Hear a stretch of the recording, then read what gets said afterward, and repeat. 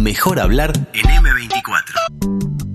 Hay escrutados 36% de los votos de las elecciones internas del Frente Amplio, lo que equivale a 46.600 sufragios de los 130.000 totales. De los votos analizados en la disputa por la presidencia de la fuerza política, el candidato Fernando Pereira de momento está primero con el 68% de las adhesiones. Gonzalo Sibila se posiciona segundo con 11% e Ivonne Pasada reúne 5%. Además, hay 12% de votos en blanco y 5% de anulados. En general, los resultados de cada departamento vienen reflejando una tendencia similar. Pereira fue respaldado, entre otros, por el Movimiento de Participación Popular, el Partido Comunista, la Vertiente Artiguista y Convocatoria Serenista Progresistas, el Partido Demócrata Cristiano y Magnolia. Para conocer cuáles serán sus planes para el Frente Amplio, de confirmarse la tendencia, claro, y también profundizar en su mirada política general, mejor hablar esta mañana con el candidato a la presidencia de la fuerza política, Fernando Pereira. Fernando, buen día, gracias por estar en la mañana de M24. Un placer, de verdad un placer y muchas gracias. Por favor, ¿qué comentario te merecen estos resultados parciales? Bueno, hay que esperar, porque si bien son brechas importantes, siempre me parece lo prudente esperar el tiempo razonable para que el conteo esté más avanzado que lo que está hoy. Y bueno, definitivamente ahí sí ya poder empezar una transición que implica entender que se comienza a dirigir el Frente Amplio en el medio de un desafío inmediato, ¿no? Es decir, nosotros tenemos una mirada largoplacista para el Frente Amplio, una mirada de 30 años, pero que tiene una necesidad inmediata, que es colocarnos con modestia detrás de las organizaciones que convocaron al referéndum, que lograron juntar 800.000 firmas y posicionarnos de cara a poder tener una disputa el próximo mes de marzo, el próximo día 27 de marzo, y esto es con modestia colocar nuestra militancia al servicio de un bien común, que es intentar derogar los peores artículos de una ley que nunca se debió haber votado de esta manera, que nunca se debió haber tomado este atajo para aprobar una ley de 476 artículos que tiene temáticas tan diversas y que naturalmente requiere de una respuesta inmediata, ¿no? Es decir, la militancia social y política ya está trabajando hace varios meses en la dirección de consolidar una nueva mayoría para derogar 135 artículos, pero bueno, pues si nos toca esta responsabilidad, como todo así lo indica, esa va a ser nuestra tarea principal de aquí al 27 de marzo. Bien, queda claro y es natural que en realidad, teniendo en cuenta que los resultados son parciales, que no se ha superado el 50% de los votos contados, digamos, quiero decir, no se ha contado ni siquiera la mitad de los votos que se emitieron, bueno, se opte por la prudencia. También queda claro, Fernando, que es surge de tus palabras un escenario muy favorable, digamos.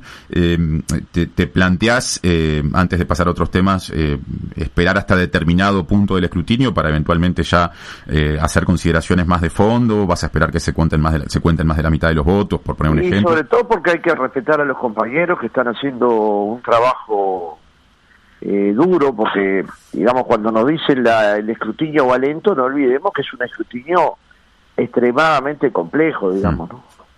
Que implica la presidencia del FA con una papeleta particular, la presidencia de cada una departamental con otra papeleta particular, la integración del plenario nacional con otra papeleta, la integración del plenario departamental con otra papeleta, y luego la elección de las bases para el plenario nacional y departamental, que se vota con cruces. O sea, se están escrutando en la misma elección 6 elecciones diferentes.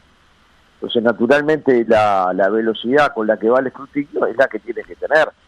Naturalmente, en otros momentos se podía armar más mesas. Ustedes saben que producto de la pandemia, a pesar de que el local de la huella es muy amplio, se han logrado colocar 11 mesas o 12 mesas. Y bueno, esta velocidad es la que se ha podido darle, y yo creo que hay que valorar mucho el trabajo de la Comisión Electoral y de los compañeros que militantemente van a contar los votos, y aguardar con prudencia, con calma, y también con respeto con nuestros compañeros que participaron de la interna, tanto para los cargos de presidente del Frente Amplio como para cualquier otra aspiración que legítimamente tiene que esperar los resultados. Pereira, ¿qué cambios debe procesar el Frente Amplio a través de la presidencia justamente si quiere volver a ser alternativa en el gobierno para 2024? Sí, el Frente Amplio ya se para como una alternativa real, ¿no? Y esto hay que poderlo asumir. El Frente Amplio en las últimas encuestas daba una intención de voto del 40%. Si pensamos que ayer el presidente Boric en primera vuelta tuvo 28%, es un guarimó muy importante. Ahora luego, para construir la mayoría, es decir, para construir el 50% que se precisa para gobernar, se requiere dar saltos importantes en búsqueda de uruguayos y uruguayas que hoy no están dentro del Frente Amplio, pero que sienten buena parte de las banderas que levanta el Frente Amplio como parte de sus banderas, es decir, el desarrollo productivo, la justicia social, el desarrollo democrático, la profundidad en los cambios para favorecer a los uruguayos con mayor debilidad o nacidos en contextos críticos, nuestra preocupación permanente por mejorar el presupuesto educativo, nuestra idea de siempre colocar en el eje de nuestras políticas al ser humano, nuestra lógica de distribuir mejor la riqueza que la distribuyen los neoliberales, y todo eso va construyendo una masa crítica, pero que no cambia de un día para el otro, ¿no? Uh-huh. Y el cambio ese hay que procesarlo con actividades. Por ejemplo, ayer tuvimos una actividad con todos los ex intendentes y actuales intendentes del Frente Amplio de La Paloma, donde además se aprovechó para hacer un homenaje a Chueco Barrios, el primer intendente de Rocha, y allí lo que se intentó, además de un gran acto político, que por cierto lo fue empezar a hacer una memoria descriptiva de las cosas positivas que tuvimos en cada una de las intendencias cuando nos tocó gobernar, pero también de los problemas y por qué no pudimos consolidar gobiernos de izquierda en esos departamentos a pesar de que nuestras gestiones tenían amplias mayorías, y eso en sí, amplias mayorías de apoyo, ¿no? Y eso en sí mismo es una praxis política que le va a dejar información a quienes tengan que hacer política en territorio en el futuro, porque el Frente Amplio, para disputar el gobierno nacional, también tiene que disputar cada localidad, cada alcaldía, cada consejo vecinal, cada actividad, cada lugar donde la militancia frente amplista pueda jugar un papel central. Entonces, de alguna manera, construir esa mayoría es empezar con procesos de este tipo, con pueblo a pueblo, y con lo fundamental para mí, que es una profunda renovación generacional, que siempre viene acompañado por una profunda renovación de ideas. Es decir, las ideas, la renovación de ideas siempre es hija de una renovación generacional que el Frente Amplio necesita empujar, ¿no? Pereira, ¿dónde pueden estar estos uruguayos a convocar para generar esta mayoría que pretende generar el Frente Amplio? ¿Fuera de los partidos políticos, en algún partido político en concreto? ¿Son frente amplistas desencantados? Y hay de todo, hay frente amplistas desencantados, frente amplistas boletos, hay uruguayos que decidieron cambiar el voto para darle una oportunidad a quien ganó ahora, y naturalmente deben de tener muchos de ellos muchas dudas en seguir acompañando un modelo que concentra la riqueza y profundiza la brecha entre ricos y pobres, y naturalmente que ha sido un año y medio muy duro para los uruguayos. Esos uruguayos están en Cabildo Abierto, en el Partido Independiente, en el Partido Colorado y en el Partido Nacional. Son uruguayos que comparten muchas de nuestras iniciativas y otras no, pero que conversando con ellos muchos van a poder venir. El tema es tener una actitud modesta en relación al diálogo que hay que tener, y también tener un relato que nos permita discutir nuestra agenda y no estar todo el tiempo discutiendo la agenda de gobierno, ¿no? ¿Ha faltado iniciativa de parte del Frente Amplio?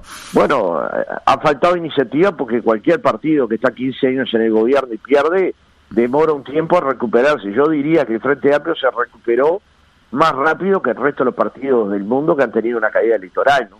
Entonces, si vos pensás que la elección perdida fue en el año 2019 y en el año 2021 el Frente Amplio participó de un referéndum y recolectó casi la mitad de las firmas para que hubiera referéndum. El Frente Amplio convocó una elección interna y a un congreso, y en la elección interna votaron 40% más de Frente Amplistas de lo que le hicieron en la última elección. Si pensás que el Frente Amplio se está preparando con modestia para acompañar la iniciativa de derogar los 135 artículos y hacerlo desde el lugar donde la Comisión lo entienda mejor, es que el Frente Amplio está ya parado sobre sus pies, no solo para disputar el 2024, sino para disputar la hegemonía cultural de la nación, que en cierta medida es entre el planteo de su vida se terminó la sociedad de la solidaridad, del amor, de la condescendencia, contra los que creemos en esa sociedad, del amor, de la solidaridad, de la condescendencia, el desarrollo productivo, del cambio a la matriz productiva, del Uruguay de la inteligencia y de la innovación.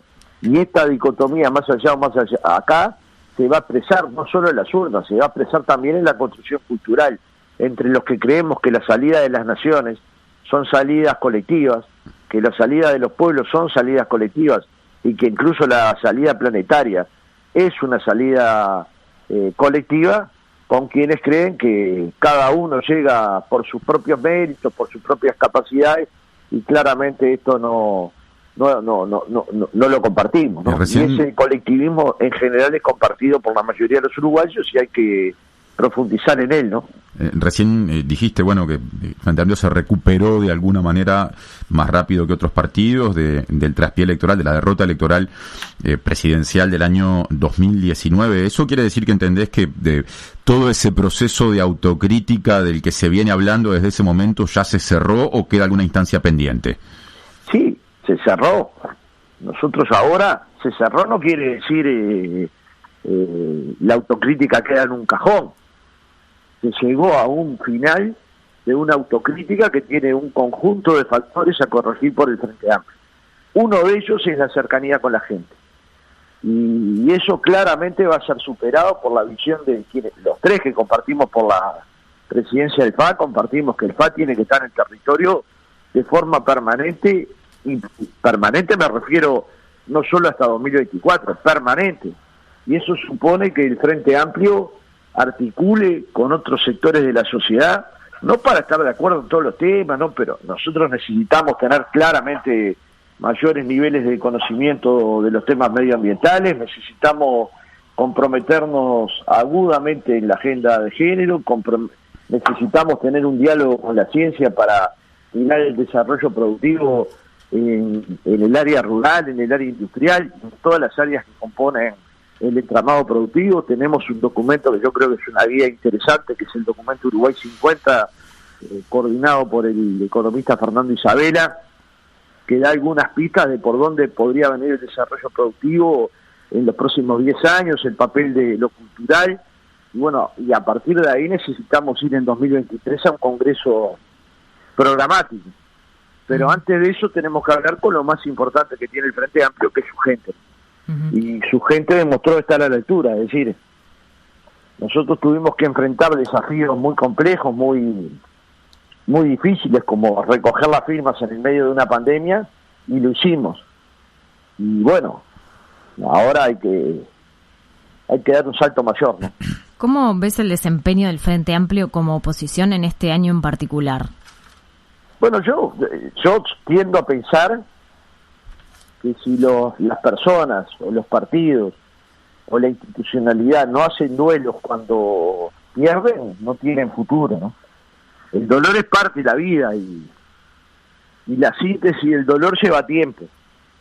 Pero no obstante eso, en el medio del dolor fue capaz de sumarse a una campaña por referéndum. En el medio del dolor fue capaz de tener una oposición seria en el tema del COVID, ¿no?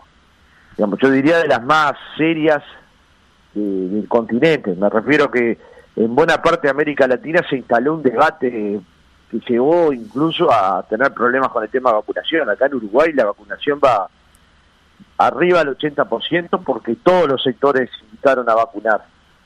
¿Y en materia parlamentaria? Para mí, desde mi punto de vista, es muy positivo. Naturalmente, todo es mejorable.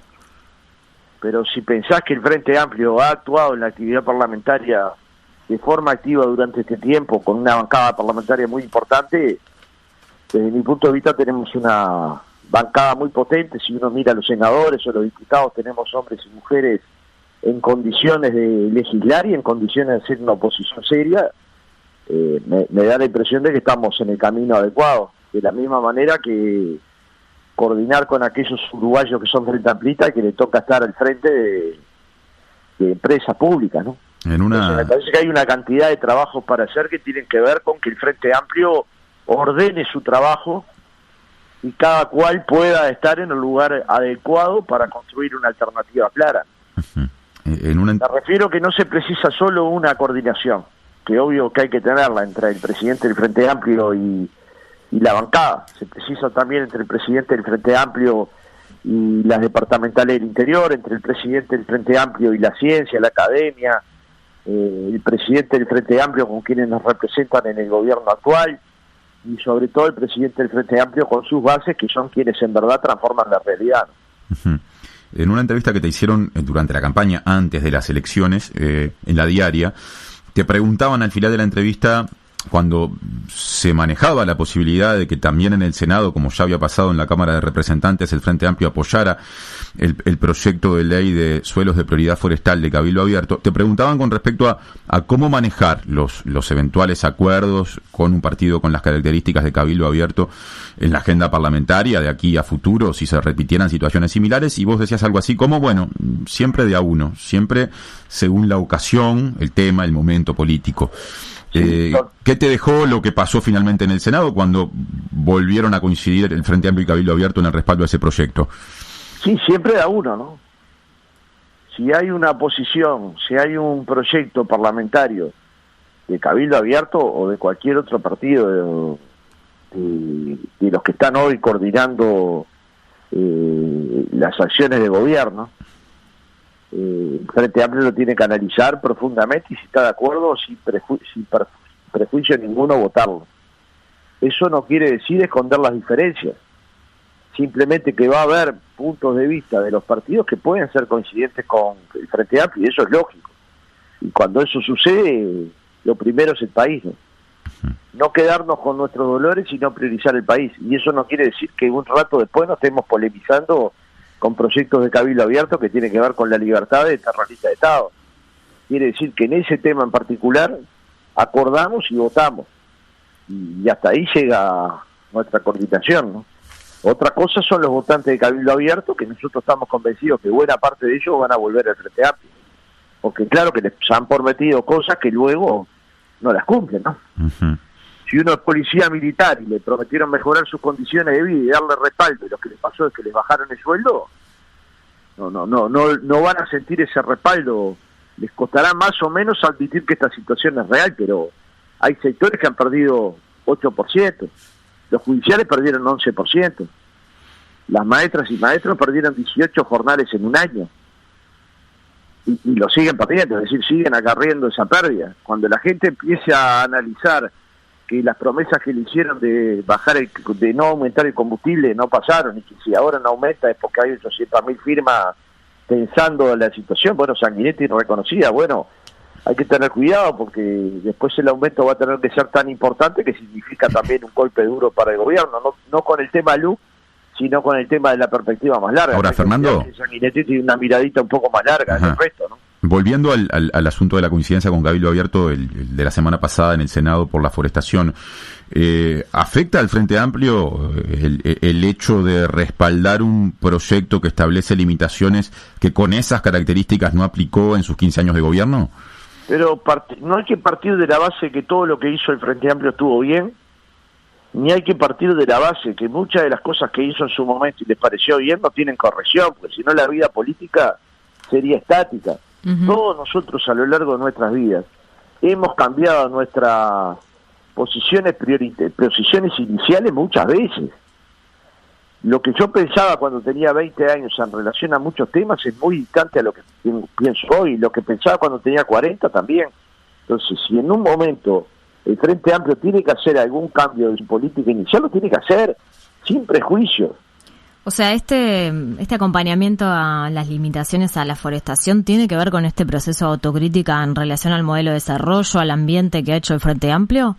Bueno, tiene que ver con muchos de estos temas, pero sobre todo tiene que ver con que el Frente Amplio hizo un balance más complejo que este, ¿no? Nosotros nos vivimos colocando en el debate de la autocrítica como si el Congreso del Frente Amplio hubiera dicho que todo lo que pasó en el gobierno fue horrible. Lo que pasó en el gobierno fue transformaciones potentes, enormes, que el Uruguay nunca había tenido antes. Yo solo voy a mancar algunas. La salud hoy es un derecho para todos los uruguayos, a partir de la formación del Sistema Nacional Integrado de Salud. Se duplicó el presupuesto educativo. Cada niño tiene una computadora, cada escuela, cada liceo, cada plaza internet. Se generó un cambio del sistema tributario que mejoró la distribución del ingreso y la riqueza. Se bajó la pobreza del 40 al 9% y la pobreza infantil del 47 al 17%. Guarismos que no han pasado en ninguna otra parte de América Latina con el mismo viento, ¿no? Entonces, de alguna manera, estas transformaciones, agregándole el cambio a la matriz energética, profundas transformaciones en términos de apoyo económico para la descentralización universitaria y la creación de la UTEC, pasar a que la mayor parte de la matrícula universitaria sean hijos de trabajadores, son políticas que el Frente Amplio estimuló a partir de recursos financieros entregados a la universidad o en la creación de la propia UTEC. Y naturalmente, en 15 años, 56% aumento salarial, la duplicación del salario de las maestras y de las profesoras, la triplicación del salario de las trabajadoras domésticas y multiplicó por 4 los trabajadores rurales de peor categoría. Entonces, no es que en el Frente Amplio no pasó nada en 15 años, cambiamos el país.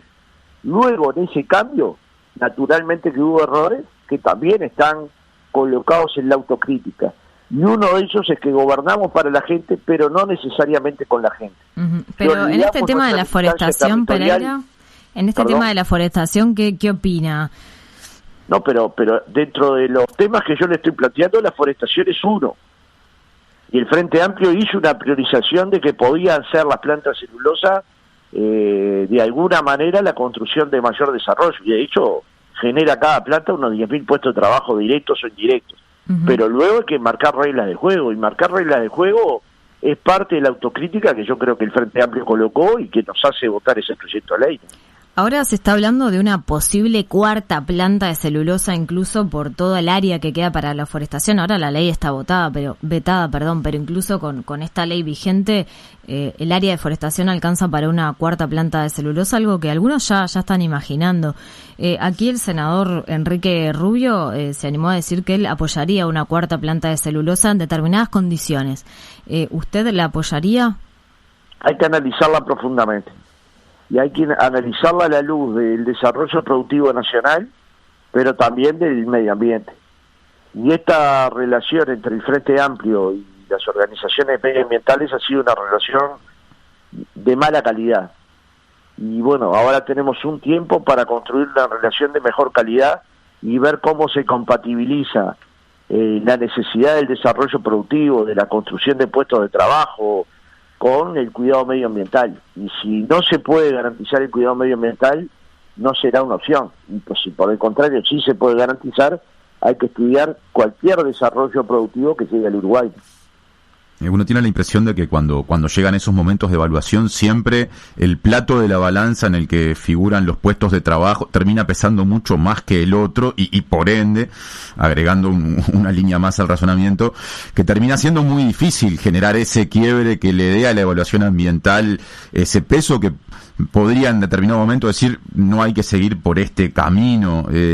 ¿Cómo se construye ese cambio? No sé si de paradigma, pero por lo menos esa nueva forma de evaluar. Bueno, entre otros, construyendo otros modelos de transformación productiva, ¿no? Hay 9 o 10 cadenas de valor que la política uruguaya tiene que evaluar.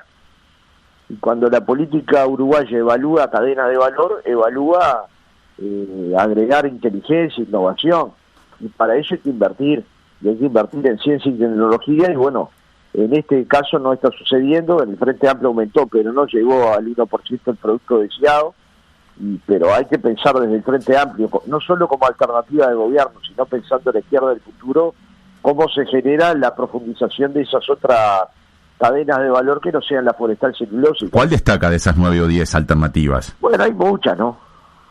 Hay varias. En el documento Uruguay 2050 marca claramente que Uruguay puede exportar inteligencia, claramente que Uruguay le puede agregar el valor al agro a partir de combinar el conocimiento científico con la producción agropecuaria uruguaya, que está en muy buen nivel, que no está en muy buen nivel de casualidad. Uruguay en el agro tiene tecnología 4.0 a rolete, tal vez sea el lugar donde la tecnología llegó antes al Uruguay con mayor velocidad, con lo cual le permite mejorar su producción por hectárea, ¿no? Esa producción puede salir como está saliendo ahora, puede tener distintos tipos de agregado de valor. Entonces, cada una de estas cosas que en Uruguay puede hacer la industria del software requeriría tener 19.000 uruguayos más con trabajo. Sin embargo, no lo está pudiendo hacer porque no hemos tenido la suficiente formación en esa cadena de valor para potenciarla con trabajadores uruguayos. Y en eso hay que trabajar activamente. Y después hay que mirar otros sectores que son industrias sin chimeneas, cómo se potencia el turismo y los servicios en Uruguay. O sea, hay muchas actividades donde Uruguay puede construir trabajo si coloca al mundo productivo en el centro de las preocupaciones y también al bienestar de los trabajadores uruguayos. Entonces, en esta 10 ramas de actividad que el trabajo OPP marca como prioridades, hay pistas para trabajar. Probablemente puedan surgir otras. Y luego hay que pensar en la complementación productiva con Brasil, que ojalá le gane Lula, porque eso generaría mejores condiciones para que el Mercosur negocie complementaciones, pero cualquier complementación productiva con Brasil puede significar miles y miles de puestos de trabajo para Uruguay, ¿no? Te proponemos hacer una pausa breve para luego de ella volver a tratar otros asuntos. ¿Nos esperás? Con mucho gusto, claro. Podés escuchar, busca nuestros contenidos en las cuentas de M24, en Facebook y Spotify, y en la web m24.com.uy. El verano tiene 3 meses. Tenés días largos para hacer lo que te gusta y noches para estar afuera. Tenés playa, campo, parque y jardín. Tenés juntadas que se arman en un rato, tardes de niños y helados y encuentros de familia.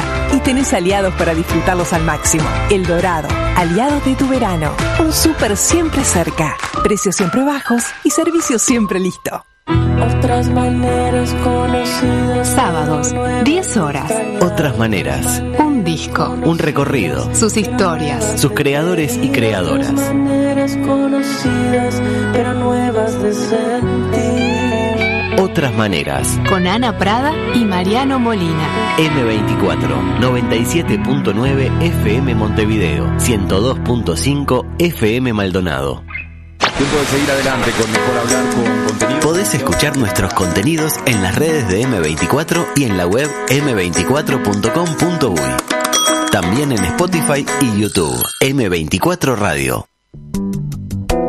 Seguimos en la entrevista central de este lunes en Mejor Hablar en la mañana de M24. Estamos en diálogo con Fernando Pereira, candidato a la presidencia del Frente Amplio, que contabilizado 36% del total de votos de las elecciones, marcha primero, pero más de la mitad de los sufragios todavía están pendientes justamente de ser contados.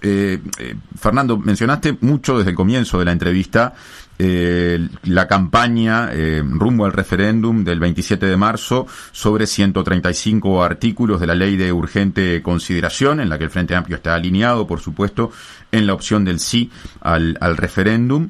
Y en muchas ocasiones dijiste que el Frente Amplio tenía que pararse de un modo humilde, solidario, detrás justamente de las organizaciones que llevan adelante la campaña del sí. ¿Cómo hay que interpretar eso en función de lo que viene haciendo el Frente Amplio, que ya está muy involucrado en esa campaña? ¿Quiere decir que hay que rever de alguna manera lo hecho hasta el momento? ¿Hay alguna diferencia que uno deba pensar o va a ver si te toca presidir la fuerza política con respecto a la campaña rumbo al referéndum? Bueno, es una campaña muy diferente a la recolección de firmas. Supone una visita puerta por puerta a la totalidad de los hogares de los uruguayos. Y cuando uno golpea a los hogares de los uruguayos, le tiene que llevar argumentos, le tiene que llevar puntos de vista, tiene que ser capaz de escuchar las diferencias, tiene que ser capaz de revisar las explicaciones que está dando, pero sobre todo tiene que hablarle a un sector de uruguayos que no vota el Frente Amplio y que naturalmente requiere de apoyos extraordinarios para construir la mayoría, y eso muchas veces son sectores políticos como pequeñas agrupaciones o más grandes de los partidos tradicionales que hoy ya están apoyando a la derogación de la LUC en varios departamentos, pero también supone la expresión de uruguayos importantes que se expresan y que son generadores de opinión más allá de las opiniones partidarias. Y eso hay que saberlo a buscar con humildad. Y eso no supone que la persona pase a formar parte del Frente Amplio, no pasa. Pensemos que el Frente Amplio en el referéndum del 92 tenía 30% del electorado, más o menos. y logró derogar una ley junto al movimiento social con el 72% de los uruguayos. Es decir, que cruzaron la frontera hombres del Partido Colorado, del Partido Nacional, del resto del entramado político y social, y construyeron una enorme mayoría para derogar la ley. Ahora, Fernando, una diferencia que creo que hace a la cuestión. En aquel momento, en el 92, Julio María Sanguinetti, que lideraba el sector mayoritario de un Partido Colorado muy distinto al actual, que tenía cerca del 30% de los votos y que empezaba su campaña rumbo al que fue finalmente su segundo gobierno, terminó al final de ese proceso, cuando se venía el referéndum del 13 de diciembre de aquel año, apoyando la opción del sí, o sea, coincidiendo en la postura que tenían el Frente Amplio, otros partidos de izquierda y el movimiento social. Hoy sí, da la sensación de que los partidos tradicionales están en otra sintonía. Apoyó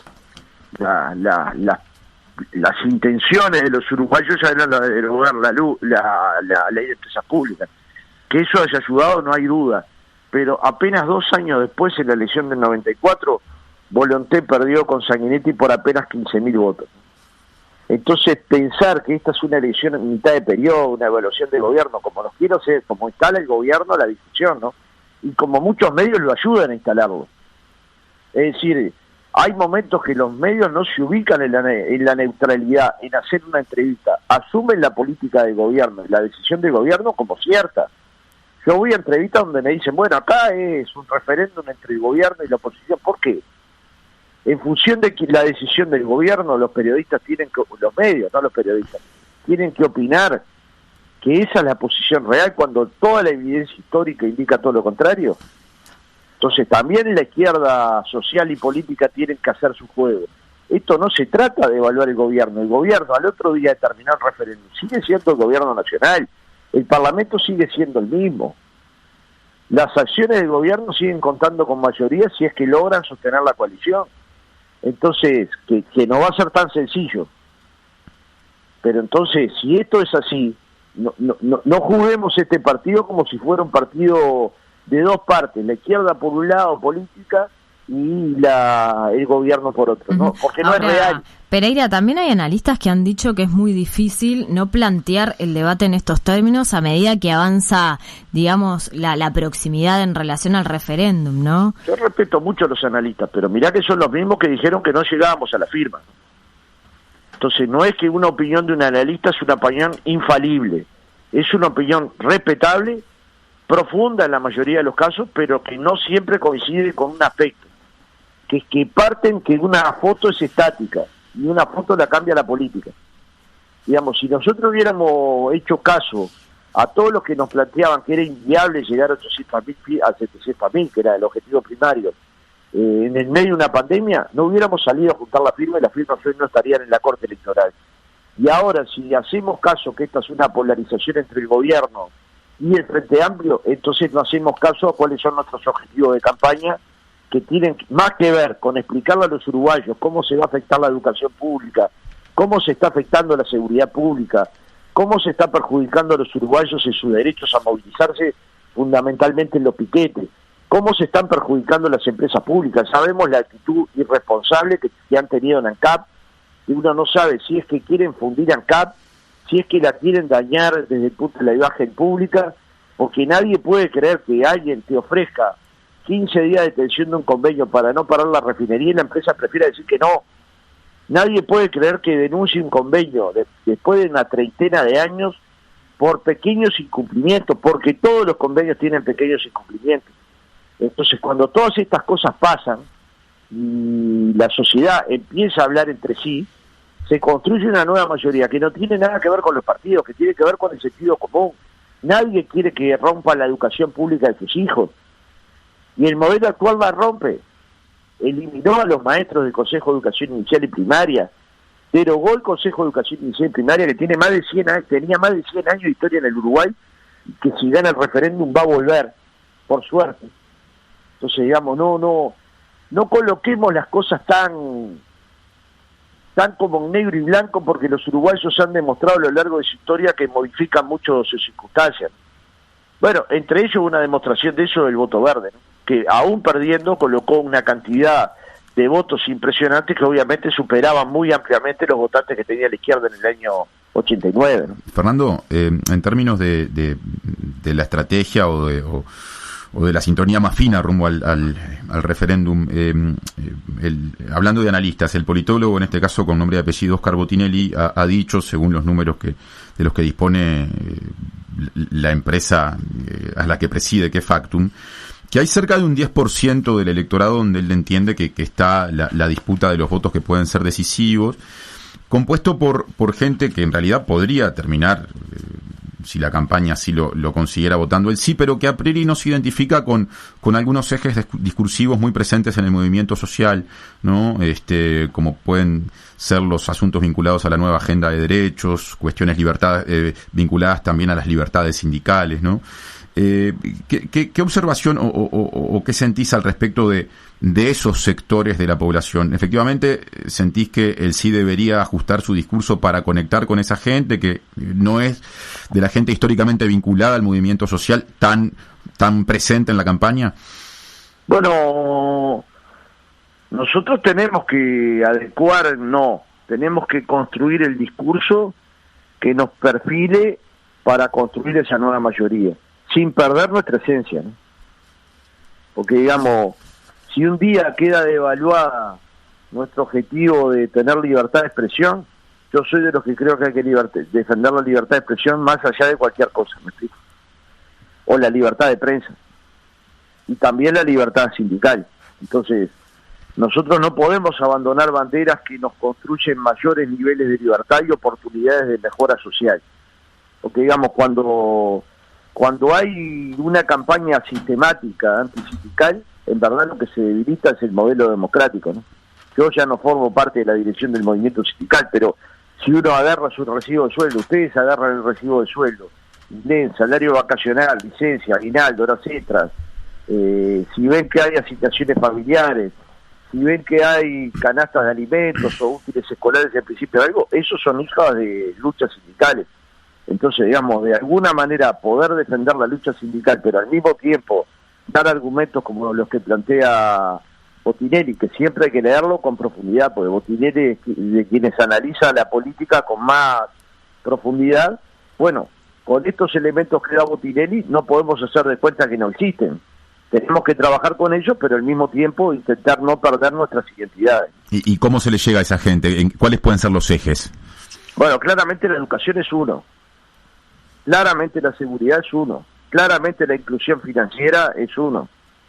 Claramente cosas que se le dicen desde la parte de la oposición, que nos invitan a no mentir, y a rato nos dicen que derogar la LUC es volver a Unión Soviética, de que derogar la LUC es liberar miles de presos, que si se deroga la LUC no se va a poder salir a la calle, que si se deroga la LUC se van a ampliar los plazos para la adopción de niños cuando ese artículo no fue incluido entre los 135 artículos. Si cada una de estas cosas nosotros la podemos explicar a cada uno de nuestros vecinos y vecinas, naturalmente que van a ir dando el viraje, no por su posición política actual, sino por lo que dice Botinelli, van a votar en defensa propia finalmente. Pereira, ya estamos llegando al final de la entrevista. Queremos hacerle una última consulta antes de cerrar la comunicación. Usted dijo que en caso de ser electo presidente del Frente Amplio, elegiría a una vicepresidenta mujer y menor de 40 años. ¿Ya tiene el nombre de esta persona? Sí, pero desde el mismo día que lo planteé. Porque el Frente Amplio precisa paridad y precisa renovación generacional. Tal vez no lo planteé de la manera más feliz, pero la mayor parte de las propuestas que yo puedo hacer van a estar vinculadas a la renovación generacional y a la paridad. Y si esos objetivos del Frente Amplio, que son de corto, de mediano y de largo plazo, son suscritos por el Congreso, por el Plenario Nacional, luego en la práctica hay que llevarlos adelante. Entonces, digamos, la política requiere de renovaciones generacionales potentes. Bueno, ustedes ven las que están sucediendo en Chile, ¿no? Que llega un presidente con 35 años. Entonces, digamos, de alguna manera, la pregunta que nosotros tenemos que hacernos es, ¿el Frente Amplio tiene uruguayos y uruguayas con 35 años en condiciones de ser presidente? Yo creo que sí. Yo a muchos los conozco. Están hiperformados. En el caso de esta mujer es una persona que tiene visibilidad, o es una persona que llega de ámbitos no tan públicos o visibles. o asociados con el eso Frente Amplio. se van a enterar cuando lo diga, porque he sido muy estricto en que no se hiciera público, ¿no? Y esta campaña ya lleva 2 meses y medio, ¿no? Y naturalmente que en esos 2 meses y medio logré que ese tema no fuera puesto a consideración, sobre todo para cuidar a las personas, ¿no? Pero sí te puedo garantizar que está en condiciones de vicepresidir el Frente Amplio y hacerlo de buena manera, y ojalá el plenario, que es quien tiene que resolver sobre el nombre, esté de acuerdo con el mismo, ¿no? Parto de la base de que es Frente Amplista, es potente, tiene formación académica importante y tiene una militancia política muy extensa. Entonces, digamos, medido en términos de el resultado al final del periodo, cuando se puedan medir los resultados, yo creo que va a ser una gestión excepcional. Pero como te insisto, el Frente Amplio se va a dirigir colectivamente, y ese colectivo, en todo lo que esté a mi alcance, va a tener renovación generacional y paridad. Es obvio que no todas las decisiones salen de la presidencia. El Frente Amplio es una organización colectiva y tiene que compatibilizar las posiciones del presidente con las posiciones de los sectores, de las bases frentamplistas, y construir la síntesis adecuada en cada tema. Pero no podemos hacer un discurso de renovación generacional y paridad y luego no tomar ninguna decisión en ese sentido, ¿no? Entonces, todas las decisiones que estén a mi alcance yo las voy a tomar. Eso no quiere decir que los compañeros con enorme experiencia no participen del Frente Amplio. El tema es que los compañeros con enorme experiencia ya participan del Frente Amplio. Quienes no están participando de la dirección del Frente Amplio son compañeros y compañeras de generaciones jóvenes, ¿no? Uh-huh. Y te insisto, que los cambios de ideas, que la profundidad en el cambio